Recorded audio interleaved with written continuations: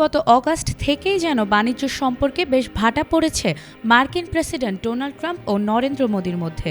Russia থেকে তেল আমদানির পর থেকে এখনও পর্যন্ত তাদের সম্পর্ক তলানিতে রয়েছে বলেই জানা গেছে। কিন্তু পুরনো শুল্ক চাপের রেশ কাটতে না কাটতেই হঠাৎ আবারও ভারতের ওপর নতুন করে শুল্ক বাড়ানোর হুঁশিয়ারি দিয়েছেন ট্রাম্প। আর তাতে যেন আবারও ঘুম হারাম হলো মোদী সরকারের।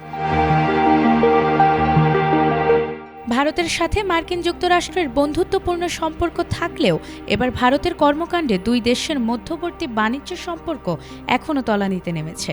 চাল এবং সার আমদানিকে কেন্দ্র করে স্থবির বাণিজ্য আলোচনার পরিপ্রেক্ষিতে ট্রাম্প ভারতের ওপর নতুন শুল্ক আরোপের ঘোষণা দিয়েছেন। সোমবার হোয়াইট হাউসে কৃষকদের নিয়ে এক আলোচনায় ভারত এবং কানাডাকে লক্ষ্য করে কড়া বার্তা দিয়েছেন মার্কিন প্রেসিডেন্ট ডোনাল্ড ট্রাম্প। তিনি অভিযোগ করেন, বিদেশি কৃষি পণ্যের আমদানি যুক্তরাষ্ট্রের দেশীয় উৎপাদকদের জন্য বড় চ্যালেঞ্জ তৈরি করছে।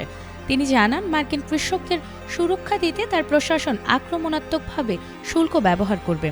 তার ভাষ্য, যুক্তরাষ্ট্র $1 ট্রিলিয়ন পণ্য আমদানি করছে, আর এর সুযোগ নিয়েছে অনেক দেশ। তবে এবার থেকে তা আর চলবে না। এ সময় দীর্ঘ একটি আলোচনার মধ্য দিয়ে ভারতীয় চাল আমদানির বিষয়টি উঠে আসে। লুইজিয়ানার এক কৃষক অভিযোগ করেন, ভারতীয় চাল দক্ষিণাঞ্চলের কৃষকদের জন্য ক্ষতির কারণ হয়ে দাঁড়িয়েছে। এমনকি মার্কিন বাজারে বিক্রি হওয়া সবচেয়ে বড় দুটি চাল ব্র্যান্ডই ভারতের কোম্পানির মালিকানাধীন। এ বিষয়ে ট্রাম্প বলেন, বিষয়টি আমরা দেখছি। শুল্ক আরোপ করলে এসব সমস্যার সমাধান 2 মিনিটেই হয়ে যাবে।